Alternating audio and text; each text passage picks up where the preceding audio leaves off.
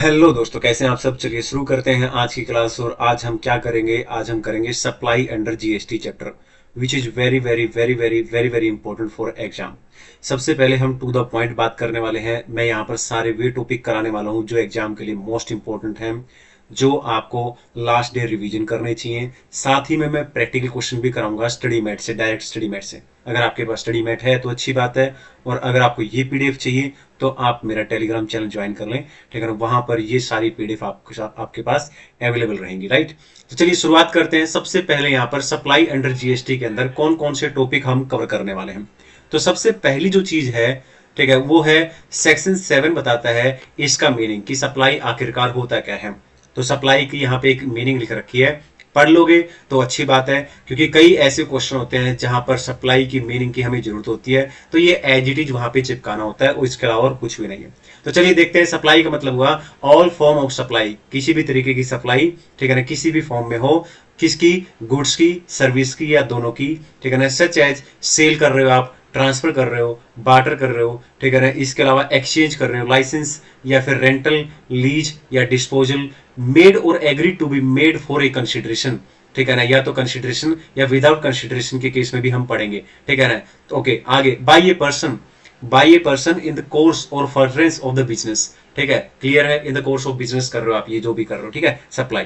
तो ये है इसका मीनिंग जो कि हमें लर्न करना है, पहली चीज। दूसरी बात, दूसरा पॉइंट यहां पे आ जाते हैं।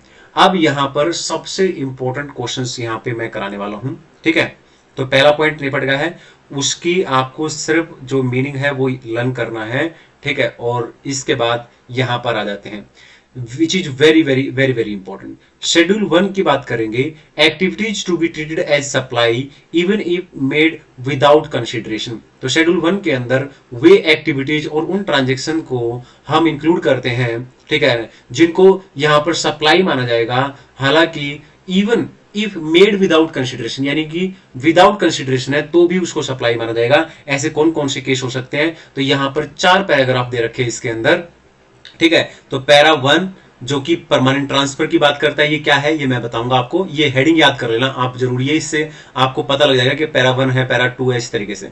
तो परमानेंट ट्रांसफर पैरा 1, पैरा 2 के अंदर रिलेटेड पर्सन और डिस्टिंक्ट पर्सन की बात की गई है, पैरा 3 के अंदर प्रिंसिपल और एजेंट की बात की गई है, पैरा 4 के अंदर इंपोर्ट ऑफ सर्विस की बात की गई है। यहां पर ये 4 पैरा है शेड्यूल 1 के हिसाब से। अब चारों पैरा पढ़ेंगे हम लोग एक एक करके। तो सबसे पहला आता है यहां पर परमानेंट ट्रांसफर। तो परमानेंट ट्रांसफर वाला पैरा 1 है, तो इसका मैंने परमानेंट ट्रांसफर अपने पास से नाम दे रखा है, ठीक है। तो यहां पे पढ़ते हैं। सबसे पहली चीज जो इसके अंदर पता होनी चाहिए वो ये है, परमानेंट ट्रांसफर और disposal of business assets where ITC has been availed on such assets. इसका क्या मतलब हुआ कि कोई भी जो बिजनेस है, ठीक है ना, वो क्या कर रहा है, अपनी बिजनेस एसेट्स को डिस्पोज ऑफ कर रहा है, परमानेंट ट्रांसफर कर रहा है, यानी कि एक तरीके से बेच रहा है। Where ITC has been availed on such assets, और उस एसेट्स को जब उसने खरीदा होगा तो उस पर आईटीसी क्लेम किया होगा, ये कहना चाह रहा है, और कुछ भी नहीं। हालांकि फर्स्ट वाली जो पैराग्राफ दिया है ये इतना इंपॉर्टेंट नहीं है, ये इंपॉर्टेंट है एग्जाम के लिए, इसके ऊपर एग्जाम में क्वेश्चन आता है, ठीक है ना। कंप्यूटर परचेज, मान लो कि जैसे कि मैं हूं, मैंने कहीं से कंप्यूटर की जरूरत थी मेरे को, तो कहीं पे जाके मैंने कंप्यूटर परचेज किया, कंप्यूटर खरीदा किसी दुकानदार से, ठीक है। Purchase, computer purchase on which ITC availed. अब मैंने आईटीसी, ठीक है ना, मैंने क्या किया, जब कंप्यूटर परचेज किया, ठीक है, तो मैंने जो है उस पर जीएसटी वीएसटी भरा होगा, तो मैंने उस पर आईटीसी ले लिया, ठीक है ना, और आगे मैंने उसको बेच दिया, ठीक है ना, और मैंने खरीद के फिर बाद में मैंने उसको बेच दिया विद, ठीक है ना, और विदाउट कंसिडरेशन। अब आईटीसी मैंने ले लिया है, ठीक है ना, अब आगे चाहे मैंने विदाउट कंसिडरेशन बेचा हो या फिर कंसिडरेशन, यानी कि आगे मैंने जब बेचा या तो पैसे लिए होंगे या बगैर पैसे भी बेचा है, तो कोई फर्क नहीं पड़ता, आईटीसी मैंने ले लिया है तो सप्लाई माना जाएगा। यानी अगर मैंने आईटीसी ले लिया कंप्यूटर के ऊपर और आगे मैंने विद कंसिडरेशन बेचा है किसी को तो भी सप्लाई है, विदाउट कंसिडरेशन बेचा है तो भी सप्लाई है। आगे चलते हैं। दूसरा जो पॉइंट है इसके अंदर वो ये है कि मान लो मैंने कंप्यूटर परचेज किया, ठीक है ना, और उसके ऊपर मैंने आईटीसी नहीं लिया है, ठीक है ना, आईटीसी नॉट अवेल, ठीक है, ओके, और मैंने वो बेच दिया, विद कंसिडरेशन बेचा है, ठीक है, तो सप्लाई मानेंगे। लेकिन अगर मैंने आगे विदाउट कंसिडरेशन बेचा है, आईटीसी भी नहीं लिया है, ठीक है ना, और विदाउट कंसिडरेशन बेच दिया, तो सप्लाई नहीं मानेंगे। बोलो क्लियर है। अब यहां पे आ जाते हैं और स्टडी मैट का क्वेश्चन नंबर 2 देखने वाले हैं। तो चलिए स्टडी मैट का क्वेश्चन नंबर 2 देखते हैं। इसके ऊपर इस पॉइंट के ऊपर, हाँ, कौन से पॉइंट के ऊपर, पैरा 1 के ऊपर, शेड्यूल 1 पैरा 1 के ऊपर स्टडी मैट क्वेश्चन नंबर 2। तो चलिए स्टडी मैट निकाल लेते हैं और उसका क्वेश्चन नंबर 2। तो ये रहा स्टडी मैट का क्वेश्चन नंबर 2। बात कर लेते हैं। सुदामा एसोसिएट्स ए रजिस्टर्ड सप्लायर डिस्पोज, ठीक है, क्या computer on by business without consideration, ठीक है ना, it has not claim ITC, ठीक है ना, ऑन कंप्यूटर, यानी कि जब कंप्यूटर परचेज किया था, ठीक है, तो उस पे आईटीसी नहीं लिया, लेकिन जब आगे बेचा, आगे भी पैसे नहीं लिए हैं, तो भाई इसका मतलब ये सप्लाई है ही नहीं, ठीक है ना। बोलो क्लियर है। तो कौन से वाला पॉइंट पूछ रखा है जो मैंने अभी आपको बताया था उसके अंदर। तो यहां पर आप ये पैरा शेड्यूल 1 पैरा 1 लिख के और जो भी डिटेल है सारी लिख देना, और जो बात मैंने अभी बताई है ये लिख सकते हैं आप। तो आइए देखते हैं क्वेश्चन नंबर 2 का आंसर इन लोगों ने क्या लिख रखा है। तो यहाँ पे आ जाते हैं नीचे और यहाँ पर क्वेश्चन नंबर 2 का ये रहा आंसर। तो ये रहा क्वेश्चन नंबर 2, वही जैसा कि मैंने बताया था शेड्यूल 1 है, ठीक है ना, और पैरा 1 है। यहाँ आप देख सकते हो permanent transfer dispose of business assets is treated as supply even though, ठीक है ना, same is made without consideration, ठीक है ना। ये सब बातें वही लिख रखी हैं इन्होंने, ठीक है ना। एक तो वो जो पहला पैराग्राफ था वो लिख दिया है, उसके बाद डिस्पोजल ऑफ कंप्यूटर बाय इतने नोट सप्लाई, सीधी सी बात है सप्लाई नहीं माना जाएगा। क्यों? क्योंकि कंप्यूटर जब परचेज किया उस पर आईटीसी भी नहीं ली, और आगे आगे जाके विदाउट कंसिडरेशन यहाँ पर आगे उसने बेचा है, तो दोनों ही इसमें क्या है, ये सप्लाई नहीं मानेंगे। बोलो क्लियर है। चलिए आगे चलते हैं और यहाँ पर वापस आ जाते हैं पॉइंट पे, ठीक है। तो ये जो क्वेश्चन हमने पढ़ा है ये मैं आपको दिखा देता हूँ एक बार। वापस आ जाते हैं यहाँ पर, ये इसके ऊपर आया है, ठीक है ना, इस पॉइंट के ऊपर आया है कि कंप्यूटर परचेज किया है और आईटीसी नहीं लिया है और विदाउट कंसिडरेशन बेच दिया है, तो सप्लाई नहीं है। इसके ऊपर क्वेश्चन नंबर 2 ये पूछा गया था। बोलो क्लियर है। आगे चलते हैं, पैरा 2 की बात करते हैं। पैरा 2 किसके ऊपर बात करता है? रिलेटेड पर्सन या डिस्टिंक्ट पर्सन के ऊपर की बात कर रहा है पैरा 2, ठीक है ना। ये मैंने हेडिंग इसलिए डाल दी है ताकि आप जब इसको रिमाइंड करेंगे, अपने आप को याद दिलाएंगे, तो ये हेडिंग से आपको याद आ जाएगा, ठीक है। तो सबसे पहली चीज जो इसके अंदर लिख रखी है उसे पढ़ लेते हैं। पहले पैराग्राफ में लिख रखा है सप्लाई ऑफ गुड्स और सर्विसेज और बोथ बिटवीन रिलेटेड पर्सन या डिस्टिंक्ट पर्सन। क्या मतलब क्या हो रहा है कि जो सप्लाई हो रही है, ठीक है, चाहे वो गुड्स हो चाहे सर्विस हो या किसी की भी, ठीक है ना, वो किसके बीच में हो रही है? या तो रिलेटेड पर्सन के बीच में हो रही है या डिस्टिंक्ट पर्सन के बीच में हो रही है। अब दिमाग में आता होगा, ठीक है ना, कि ये रिलेटेड पर्सन क्या है और डिस्टिंक्ट पर्सन क्या है। तो इसके ऊपर क्वेश्चन नंबर 7 करने वाले हैं, ठीक है ना। इससे पहले कि क्वेश्चन नंबर 7 कराऊं स्टडी मेट का, तो मैं आपको बता देता हूं कि रिलेटेड पर्सन क्या होता है और डिस्टिंक्ट पर्सन क्या होता है। रिलेटेड पर्सन का मतलब होता है, ठीक है ना, कि कोई भी एक दो, मान लो 2 बिजनेस है, ठीक है ना, ओके, या फिर ऐसे लगा लो कि एक का डायरेक्टर दूसरे के उसमें, ठीक है ना, एक बिजनेस का बंदा दूसरे जो है उसमें डायरेक्टर है या कोई ऑफिसर है या पार्टनर है, या उनका आपस में एम्प्लॉयर और एम्प्लॉय का रिलेशन है, या एक बिजनेस दूसरे को कंट्रोल करता है या दूसरा बिजनेस पहले को कंट्रोल करता है, या दोनों को थर्ड पार्टी कंट्रोल करती है, ठीक है ना, या एक सेम फैमिली के मेंबर हैं, सोल एजेंट है या सोल डिस्ट्रीब्यूटर है, ये सारे के सारे रिलेटेड पर्सन माने जाते हैं। डिस्टिंक्ट पर्सन सेक्शन 25 में डिफाइन कर रहा है कि डिस्टिंक्ट पर्सन क्या होता है। डिस्टिंक्ट पर्सन आपको पता भी होगा डिस्टिंक्ट पर्सन का मतलब क्या होता है, ठीक है ना। तो यहाँ पर क्या होता है, single registration in A state और यूनियन टेरिटरी। मान लो एक मेरा कोई बिजनेस है और मैं हरियाणा का रहने वाला हूँ, ठीक है। तो हरियाणा में मान लो मेरे बहुत सारे बिजनेस हैं, तो बहुत सारे बिजनेस का with in the same state है, ठीक है ना, मैं क्या कर सकता हूँ, सिंगल रजिस्ट्रेशन ले सकता हूँ या सबका अलग से भी रजिस्ट्रेशन ले सकता हूँ। ये मेरे पास क्या होता है, ऑप्शन होता है, ठीक है ना। Supplier has to obtain registration each of state in which he operate. इसका मतलब क्या हुआ कि मान लो एक से ज्यादा स्टेट के अंदर अगर मेरा बिजनेस है, हरियाणा, पंजाब, दिल्ली, तो क्या करना पड़ेगा, मुझे अलग अलग स्टेट के अंदर रजिस्ट्रेशन लेना पड़ेगा, ठीक है ना। आगे कहता है यहाँ पर, मान लो कि जैसे मैं हरियाणा का रहने वाला हूँ और दिल्ली के अंदर एक ब्रांच है, ठीक है ना, मेरा जो है फैक्ट्री मैंने लगा रखी है हरियाणा में और दिल्ली के अंदर मैं क्या कर रहा हूँ, स्टॉक ट्रांसफर कर रहा हूँ, तो ये सप्लाई माना जाएगा, सप्लाई माना जाएगा, ठीक है। even if one branch is registered, ठीक है ना, and another branch is not registered, then also stock transfer। यानी कि ये कह रहा है कि मान लो अगर दोनों रजिस्टर्ड है तो बात ही खत्म, ठीक है ना, तो अच्छी बात है, फिर तो सप्लाई है ही है। लेकिन मान लो कि जो है दिल्ली वाली जो ब्रांच है वो रजिस्टर्ड नहीं है तो भी सप्लाई माना जाएगा। ये कहना चाहता है यहाँ पर, और कुछ भी इसके अंदर है नहीं। तो ये इसी के ऊपर क्वेश्चन है, क्वेश्चन नंबर 7 डिस्टिंक्ट पर्सन वाले पॉइंट के ऊपर। आई होप इसको क्लियर कर लेते हैं एक बार, क्वेश्चन नंबर 7, और ये आपको क्लियर हो गया होगा। इसके ऊपर क्वेश्चन नंबर 7 हम बना लेते हैं, नीचे आ जाएंगे और क्वेश्चन नंबर 7 पढ़ लेते हैं। ये रहा क्वेश्चन नंबर 7। ये कहता है मोक्सा भूमि इंडस्ट्रीज, ठीक है ना, has its manufacturing unit in state of Maharashtra. Maharashtra के अंदर, ठीक है ना, मोक्सा भूमि इंडस्ट्रीज का, ठीक है ना, क्या है, मैन्युफैक्चरिंग यूनिट यानी कि फैक्ट्री लगा रखी है, ठीक है ना। It stores the finished goods manufactured by it, ठीक है, at a depot located in Gujarat, ठीक है। Depot is owned by the, ठीक है ना, क्या है ये, Punyabhumi limited. Okay, Punyabhumi limited a related person, तो यहाँ पे क्लियरली बोल दिया इसने, तो कहने की बात ही नहीं है, तो रिलेटेड पर्सन बोल दिया है। और रिलेटेड पर्सन के केस में क्या कह रहा है ये कि हम गुड स्टोर करने की बात कर रहे हैं, तो गुड स्टोर कर लो भाई, तो उसको भी तो क्या माना जाएगा, अगर बिटवीन द रिलेटेड पर्सन हो गया ना सप्लाई, इसको सप्लाई माना जाएगा between the related person, two different state के बीच में, महाराष्ट्र और गुजरात के बीच में। तो समझ जाओ क्या है ये, शेड्यूल 1 पैरा 2 की बात कर रहा है, ये रिलेटेड पर्सन डायरेक्टली दे रखा है, इसमें तो कुछ देखने की भी जरूरत नहीं थी, बिल्कुल बच्चों के क्वेश्चन एक तरीके से, ठीक है। क्वेश्चन नंबर 7 की बात करेंगे और क्वेश्चन नंबर 7 यहाँ पर दे रखा है, जैसा कि मैंने बताया था वही सब चीजें लिख रखी है, ठीक है। शेड्यूल 1 के हिसाब से पैरा 2 सप्लाई ऑफ गुड्स और service between the related person, ठीक है ना, और बिटवीन डिस्टिंक्ट पर्सन विदाउट वही person without consideration when made in course of, ये सब वहां पे बताया था मैंने, ठीक है। आगे बात कर रहा है क्या, इसको मानेंगे सप्लाई, बिल्कुल मानेंगे, even though consideration has not been charge for the same, इससे कोई फर्क नहीं पड़ता कंसिडरेशन, क्योंकि शेड्यूल 1 यही तो कहता है विदाउट कंसिडरेशन, ठीक है। आगे चलते हैं, नेक्स्ट क्वेश्चन की हम बात करेंगे, यानी कि नेक्स्ट पॉइंट की। अब हम आ जाते हैं वापिस, तो यहाँ पे पैरा 1 हो गया है, ठीक है ना, और पैरा 2 हो गया है। पैरा 3 की बात कर लेते हैं, तो दोनों के क्वेश्चन भी बना लिए हमने। पैरा 3 की बात कर लेते हैं, एक पॉइंट इंपॉर्टेंट है, जो भी सीट के ऊपर लिखा हुआ है कुछ भी मत छोड़ना, ठीक है ना। मैं किस तरीके से नोट्स बनाता हूँ मैं आपको पहले बता देता हूँ, ठीक है ना। पहले मैं खुद बहुत डिटेल में पढ़ता हूँ, डिटेल में पढ़ने के बाद मैं उसके प्रैक्टिकल क्वेश्चन बनाता हूँ, ठीक है ना, स्टडी मैट से बनाता हूँ। उसके बाद जो रेफरेंस बुक मैंने परचेज कर रखी है क्वेश्चन बैंक टीचर की, ठीक है ना, उनके क्वेश्चन बैंक जो बाकी के स्टडी मैट छोड़ के बाकी के बच जाते हैं वो सारे बनाता हूँ। उसके बाद जब मुझे लगता है कि कौन कौन सी जो एकदम मतलब 2 किलो दूध में से बिल्कुल एकदम मलाई निकालने वाली बात है, तो ये आप लोगों को मलाई दे रहा हूँ मैं, ठीक है, एकदम प्रॉपर तरीके से। चलिए आगे चलते हैं, पैरा 3 की बात करेंगे, जिसमें प्रिंसिपल एंड एजेंट की बात की गई है। यहाँ पे प्रिंसिपल एंड एजेंट, तो प्रिंसिपल एंड एजेंट को ऐसे समझो जैसे तारक मेहता का उल्टा चश्मा की कहानी ले लेते हैं। मान लो, ठीक है ना, प्रिंसिपल हो गया जेठालाल, और एजेंट के रूप में मान लो, ठीक है ना, अभी बागा उसके पास काम नहीं कर रहा, लेकिन बागा एज ए एजेंट ज्वाइन कर लेता है, ठीक है ना। ओके, वो अपने प्रिंसिपल यानी जेठालाल के बिहाफ पर काम कर रहा है, सप्लाई कर रहा है या रिसीव कर रहा है गुड्स, उसको एजेंट बोलेंगे ना। तो आइए यहाँ पर कुछ बातें पढ़ लेते हैं, इसके लिए इंपॉर्टेंट क्या क्या है वो बातें मेन जो है।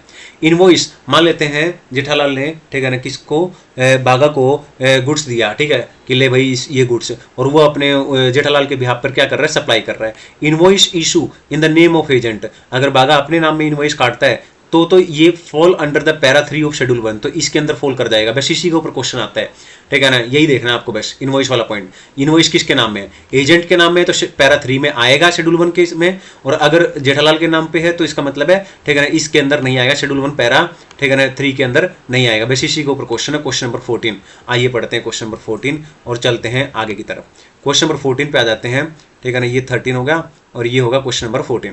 क्वेश्चन नंबर 14 के अंदर क्या कहता है, ठीक है, आगे कहता है चंद्रगुप्ता मौर्य, ठीक है ना, is an artist who make the contemporary paintings, he is registered in the state of the Kolkata, ठीक है ना। आगे कहता है Chandragupta Maurya appoint the Dhruv Kumar on auction, ठीक है ना, ले लो, इसने इसको अपॉइंट किया है, ठीक है, टू ऑक्शन हिज पेंटिंग, अपनी पेंटिंग ऑक्शन करने के लिए, यानी उसके बिहाफ पे काम करेगा, ये एजेंट हो गया, ठीक है ना।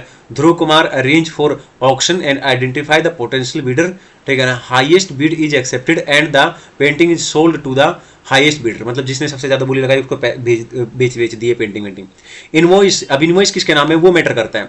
अगर इनवॉइस जो है एजेंट के नाम में है तो समझ जाना कि पैरा 3 में आ जाएगा, वरना नहीं आएगा, ठीक है ना। ओके, बस इतनी सी बात लिखनी है। Invoice for the supply of painting is issued by the Dhruv on behalf of Chandragupta Maurya, ठीक है ना। ध्रुव एक तरीके से यहाँ पे बागा होगा और ये जेठालाल होगा, but in his own name, ठीक है ना, ये कह रहा है खुद के नाम में, तो फॉल कर जाएगा, बिल्कुल कर जाएगा। Examine whether Dhruv Kumar can be consider agent, बिल्कुल एजेंट कंसिडर किया जाएगा। तो क्वेश्चन नंबर 14 बस ये 2-3 बातें लिखनी है और खत्म क्वेश्चन नंबर 14। यहाँ जाते हैं, इसका आंसर देख लेते हैं एक बार। ये रहा क्वेश्चन नंबर 14 का आंसर। तो यहाँ पर ये क्वेश्चन नंबर 14, तो शेड्यूल 1 पैरा 3 जो हमने पहले प्रोविजन पढ़े वो प्रोविजन लिख देंगे यहाँ पे प्रिंसिपल और एजेंट की हेडिंग डाल के, और उसके बाद आंसर लिख देंगे। Supply of goods being issued by agent in his name, ठीक है ना, any provision of the goods, ठीक है, प्रिंसिपल टू द एजेंट, ठीक है ना, फॉल अंडर, ये देखो फॉल कर रहा है ना, ठीक है ना, fall with in the para 3 of schedule 1, ठीक है। बस इतनी सी बात लिखनी है और वो लिख दो कि ध्रुव कुमार एजेंट है या नहीं है, बिल्कुल ध्रुव कुमार एजेंट है, ठीक है ना, क्लियर है, बस और कुछ भी नहीं है यहाँ पे। अब आ जाते हैं नेक्स्ट, तो आगे पढ़ते हैं। पैरा 3 भी हो गया है, पैरा 4 पे आ जाते हैं। तो पैरा 1 हो गया है, 2 हो गया है, 3 हो गया है और पैरा 4 पे आ जाते हैं। ये है पैरा 4, ठीक है ना, शेड्यूल 1 का। इंपोर्ट ऑफ सर्विस, ठीक है ना, क्या कहता है, इंपोर्ट ऑफ सर्विस। मान लो मैंने सर्विस इंपोर्ट की है, ठीक है ना, विद कंसिडरेशन की है तो सप्लाई है, सोचने की जरूरत नहीं, हमेशा ही सप्लाई होगा। मान लो इंपोर्ट ऑफ सर्विस की है विदाउट कंसिडरेशन, ठीक है ना। और जिसे की है वो कौन है, मेरा रिलेटेड पर्सन है, ठीक है ना, रिलेटेड पर्सन है, और इन द कोर्स ऑफ बिजनेस की है मैंने, तो सप्लाई हो जाएगी विदाउट कंसिडरेशन करने के बावजूद, ठीक है ना। अगर मैंने इंपोर्ट ऑफ सर्विस की है विदाउट कंसिडरेशन की है, ठीक है ना, लेकिन ये दोनों कंडीशन सेटिस्फाई हो जाती हैं, तो समझ लो कि सप्लाई है। लेकिन मान लो मैंने अपने रिलेटेड पर्सन से नहीं की है, ठीक है ना, किसी और से की है, या मैंने इन द कोर्स ऑफ बिजनेस नहीं की है, ठीक है ना, क्लियर है, तो फिर सप्लाई नहीं होगी। ओके, आगे चलते हैं नेक्स्ट। अब हम आ जाते हैं पॉइंट नंबर 3 के ऊपर। 2 पॉइंट मैंने यहाँ पे करा दिए हैं। पहला सप्लाई का मीनिंग, उसके बाद शेड्यूल 1 कंप्लीट। अब हम पढ़ेंगे शेड्यूल 3। अब शेड्यूल 3 में बहुत सारी चीज़ें आती हैं, इसको नेगेटिव लिस्ट के नाम से भी बोला जाता है, नेगेटिव लिस्ट बोलते हैं इसको, ठीक है ना।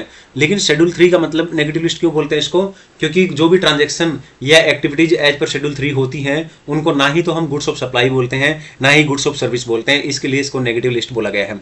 तो यहाँ पर क्या बोलता है, एक्टिविटीज और transactions which shall be treated neither, ठीक है, supply of goods nor supply of service, negative list. इसमें सबसे इंपॉर्टेंट बातें जो हैं वो सारी मैंने यहाँ पे कवर कर रखी हैं। उसमें हालांकि इसमें 3 पॉइंट जो सबसे ज्यादा इंपॉर्टेंट है, ठीक है, 2 को मैंने अलग से डिस्कस कर रखा है, इसको मैं यहाँ पे डिस्कस कर रहा हूँ। कौन सा पॉइंट है ये है supply of goods from a place non taxable territory to another place non taxable territory without such goods entering into India. मान लो जैसे कि मैंने चाइना से गुड्स खरीदा है, और चाइना से गुड्स खरीद के अपनी कंट्री के अंदर एंटर भी नहीं हुआ गुड्स, उधर से उधर मैंने किसी दूसरी कंट्री यूएस में बेच दिया है, ठीक है ना, तो उसकी बात कर रहा है, ठीक है ना। चाइना में भी नॉन टैक्सेबल टेरिटरी होगी हमारे लिए तो, और यूएस भी नॉन टैक्सेबल टेरिटरी होगी, ठीक है ना, और इंडिया के अंदर गुड्स आया ही नहीं है, तो ऐसे केस में, ठीक है ना, तो वो क्या है, ना तो सप्लाई ऑफ गुड्स है, ना वो सप्लाई ऑफ सर्विस है, उसके ऊपर जीएसटी लगने का तो सवाल ही नहीं पैदा होता, क्योंकि वो सप्लाई ही नहीं है। तो स्टडी मेट का क्वेश्चन नंबर 9 दे रखा है इसके ऊपर। आइए देखते हैं क्वेश्चन नंबर 9। तो ये रहा क्वेश्चन नंबर 9। क्वेश्चन नंबर 9 के अंदर क्या कहता है, यही एग्जांपल दे रखा है, ठीक है ना, कि कृष्णा देव ने क्या किया है, ठीक है ना, कृष्णा देव ए ट्रेडर बेस्ड इन इतने, ठीक है ना। ये सब कहानी पढ़ने की जरूरत नहीं है, आप पढ़ना चाहो तो पढ़ लो। ये कृष्णा देव क्या कर रहा है मैं आपको बताता हूँ। रामा कृष्णा इसका भाई है, ठीक है ना, और जो कि चाइना वगैरह में रहता है, और चाइना से इसने क्या किया, माल वाल खरीदा उससे और सीधा किसी दूसरे देश ब्राजील में बेच दिया, तो हो गया ना, ठीक है ना, without entering into India, India में माल एंटर भी नहीं हुआ है। तो यही वाला कॉन्सेप्ट लिखना है इसके अंदर। क्वेश्चन नंबर 9 का आंसर, आइए मैं आपको आंसर भी दिखा देता हूँ। बिल्कुल आपको आसान लग रहा होगा अब तो, ठीक है ना, ऐसा लग रहा होगा कि ये कोई क्वेश्चन है, ठीक है। अब आ जाते हैं यहाँ पर। तो क्वेश्चन नंबर 9 के अंदर एज पर शेड्यूल 3 के हिसाब से, ठीक है ना, एज पर शेड्यूल 3 के हिसाब से जो प्रोविजन था पहले वो लिख दो, और फिर आगे जो बात है वो लिख दो कि sale be treated neither supply of goods nor supply of इतने। तो यहाँ पर जब सप्लाई ही नहीं है तो जीएसटी का तो सवाल ही पैदा नहीं होता, ठीक है ना, क्लियर है। Question number 9 done. अब चलते हैं अगले पॉइंट की तरफ। यहाँ पे काफी सारे पॉइंट हमने पढ़ लिए हैं, ठीक है ना, 3 पॉइंट हमारे हो गए हैं, ठीक है, और यहाँ पर हम लोग चलते हैं आगे की तरफ। ये हमने किया अभी, ठीक है, पॉइंट नंबर 3 डन। आगे चलते हैं पॉइंट नंबर 4। बिल्कुल मैंने एक पॉइंट ऐसे दे रखा है कि साथ साथ में प्रैक्टिकल क्वेश्चन करा सकूं। अब हम सीखने वाले हैं इस चैप्टर के सबसे 2 इंपॉर्टेंट पॉइंट। एक का नाम है कंपोजिट सप्लाई और एक का नाम है mix supply. Very very very very very very very very important.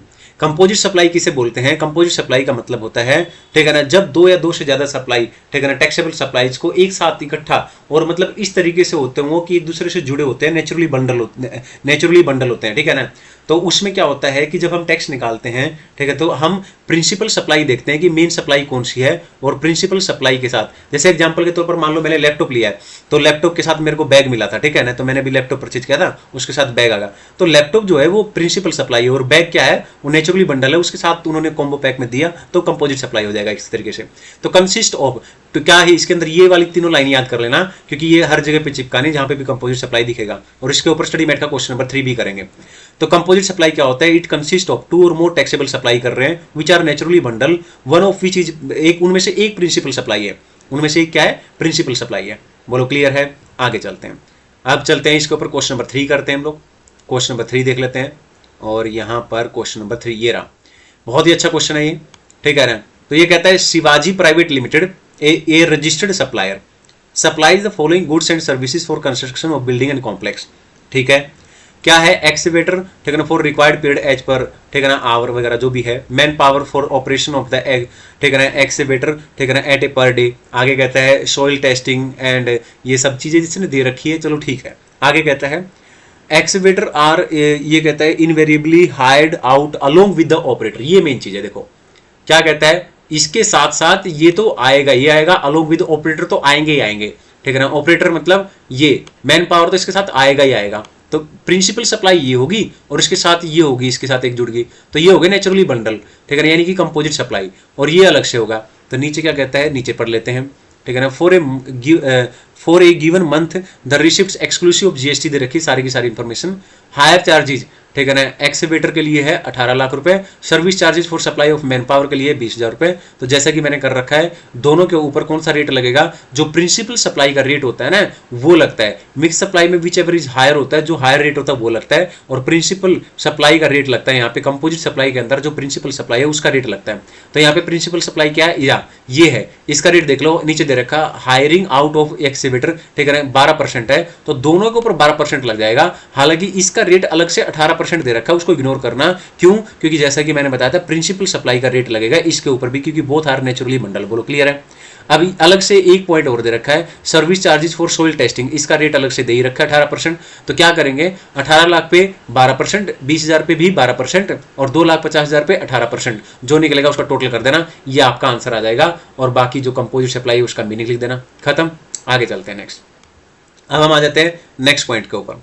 तो हम लोगों ने काफ़ी सारी चीज़ें पढ़ ली हैं यहाँ पर, जैसा कि आप देख सकते हैं यहाँ पे कंपोजिट सप्लाई के बाद आ जाता है mix supply. Mix supply is very very very very important. Mix supply में क्या याद करना है, ठीक है ना, ये कहता है कंसिस्ट ऑफ 2 और मोर इंडिविजुअल सप्लाई, मतलब ऐसी सप्लाई जो नेचुरली बंडल नहीं है, ठीक है ना, और उनको जोड़ दिया जाता है और फिर सिंगल प्राइस चार्ज किया जाता है हमसे, ठीक है ना। इंडिविजुअल सप्लाई चाहे तो उनको अलग अलग बेच सकते हैं, ऐसी बात दिक्कत नहीं है, ठीक है ना। कंसिस्ट ऑफ 2 और more individual supply of goods और service by a taxable person for a single price. Individual supply are not naturally bundle, ठीक है ना, they are not naturally bundle, ठीक है। आगे चलते हैं। यहाँ पर एक टॉपिक और है जो कि बहुत ज्यादा इंपॉर्टेंट है, ये भी आपको, ठीक है ना, जरूर करना ही करना है, ठीक है। अब ये भी देखो शेड्यूल 3 का पॉइंट है, नेगेटिव लिस्ट वाला। हाई सी सेल ट्रांजैक्शन, ये हाई सी सेल ट्रांजैक्शन क्या होता है, supply of goods by consignee. मान लो मैंने किसी दूसरे देश से, ठीक है ना, गुड्स इंपोर्ट किया, यानी कि खरीदा है गुड्स, ठीक है, और उसने वहां से मान लेते हैं क्या किया है, ठीक है ना, गुड्स भेज दिया अपना, है ना, तो वो कंसाइन है ना, क्लियर है। तो यहाँ पर क्या होगा, supply of goods by, supply कर दिया उसने goods by consignee to any other person, ठीक है। अदर पर्सन का मतलब मैं नहीं है, किसी और को, ठीक है, okay. By endorsement of document of title, मतलब गुड्स मेरे को लगा कि यार मैं इंपोर्ट ड्यूटी नहीं भर पाऊंगा, ये ऐसा कुछ लगा, तो मैंने किसी और बंदे को गुड्स चाहिए था, मैंने कहा कि काम करो इसको दे दो ये गुड्स, है ना, समझ रहे हो। तो उसने गुड्स, मैंने तो मंगाया नहीं, उसको दे दिया। After goods have been dispatch from the port of origin of located outside India, यानी कि जो भी पोर्ट बाहर देश से बाहर रहा होगा जहां से सप्लायर ने गुड्स मेरे को दिया होगा, ठीक है ना, उसकी बात कर रही है, ठीक है ना। तो वहां से तो गुड्स निकल चुका है, डिस्पैच हो चुका है, बट बिफोर, ठीक है ना, गुड्स अभी होम कंजम्पशन के लिए मैंने क्लियर नहीं किया है, ठीक है ना, मैंने अभी होम गुड्स क्लियर नहीं किया, उससे पहले ही बेच दिया है, ठीक है, इसको बोलते हैं हाई सी सेल, ठीक है। तो इसको ना नीदर, जैसा कि मैंने बताया था शेड्यूल 3 में क्या बोलते हैं, ठीक है ना तो उसको सप्लाई ऑफ गुड्स बोलेंगे, ना ही सप्लाई ऑफ सर्विस। जब सप्लाई नहीं है तो जीएसटी लगने का तो सवाल पैदा ही नहीं होता। तो यहाँ पे क्वेश्चन नंबर 10 दे रखा है, स्टडी मेट का क्वेश्चन नंबर 10 देखने वाले हैं। आ जाते हैं क्वेश्चन नंबर 10 के ऊपर, ये रहा क्वेश्चन नंबर 10। तो क्वेश्चन नंबर 10 के अंदर यही बात लिख रखी है, ठीक है ना। तो यहाँ पर मोहनदास इंटरनेशनल एंटर्ड, ठीक है ना, into a transaction for import of goods from a vendor located in Italy. मान लो एक इटली का कोई बंदा है, ठीक है ना, और उससे मैंने माल इंपोर्ट किया। Due to the financial issue, ठीक है ना, मुझे लगा कि यार मैं क्लियर नहीं करा पाऊंगा इसको, तो वही मैंने किसी और को बोल दिया कि भाई एक काम करो इसको बेच दो, ठीक है ना, ओके क्लियर है। Sold by exporter of title, देखो सारे वर्ड वही लिख रखे, हाई सी सेल, ठीक है ना, ओके। अब यहां तक की सारी बातें इसने सेम टू सेम लिख रखी है, ठीक है ना, जो कहानी मैंने बताई थी आपको। The agreement further provided that the Mohandas international cell purchase back, ठीक है ना, गुड्स इन फ्यूचर। हाँ ये कह रहा है कि बाद में मैं उस बंदे से परचेज कर लूंगा, तो फिर ये तो नॉर्मल ट्रांजेक्शन होगी ना, तो फिर ये नॉर्मल ट्रांजैक्शन होगी, ठीक है ना, तो ये नॉर्मल ट्रांजैक्शन होगी। और पहले वाली होगी हाई सी सेल ट्रांजैक्शन, क्लियर है। तो पहले वाली तो ना तो सप्लाई ऑफ गुड्स है ना सप्लाई ऑफ सर्विस है, दूसरे केस में नॉर्मल ट्रांजैक्शन होगी। क्वेश्चन नंबर 10 का आंसर देख लेते हैं और आ जाते हैं क्वेश्चन नंबर 10 के ऊपर।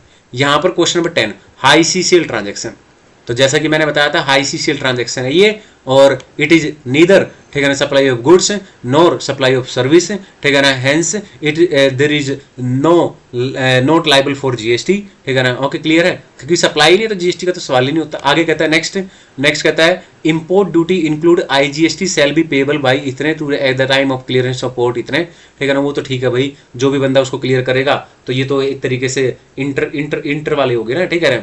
एक तो होता है इंटर सप्लाई, एक होता है ये इंटर स्टेट सप्लाई वाला चक्कर हो गया, तो IGST तो लगेगा ही, ऑब्वियस सी बात है, ठीक है। इंपोर्ट पे IGST लग जाएगा। और जब वापिस मैं परचेज करूंगा, यानी कि राधा कृष्ण अब जब परचेज करेगा वापिस, ठीक है ना, क्या नाम था उसका, राधा कृष्ण था या जो भी था वो पहले वाला बंदा, ठीक है ना, जो परचेज करेगा वापस दोबारा, तो नॉर्मल सेल हो जाएगी और GST लग जाएगा नॉर्मल तरीके से। यही चीज है। आगे चलते हैं, वापिस आ जाते हैं। हाई सी सेल वाला क्वेश्चन हो गया। अब यहाँ पे एक और क्वेश्चन दे रखा है, ठीक है ना, ये भी देख लेते हैं, very very important. Tenancy right.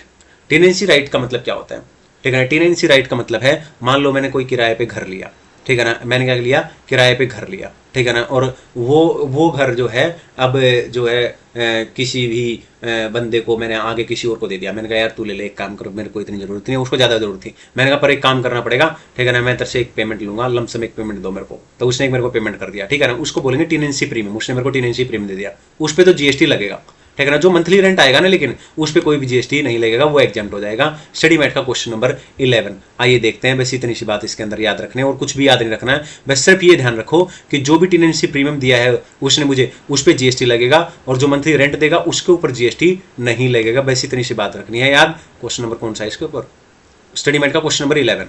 आ जाते हैं क्वेश्चन नंबर 11 के ऊपर। क्वेश्चन नंबर 11 ये रहा। तो यहां पर मिस्टर हैप्पी यानी कि मैं, has a huge residential property located at a prime location in Mumbai, Maharashtra. He has let out first and second floor to Mr. Peace, okay, ठीक है ना, for residential purpose. मान लेते हैं एक व्यक्ति है, किसी और का नाम ले लेते हैं, एक व्यक्ति है, ठीक है ना, और मेरे को घर चाहिए था, मेरा नाम मिस्टर पीस है, ठीक है ना, मुझे घर किराए पे चाहिए था, उसने मेरे को घर किराए पे दे दिया।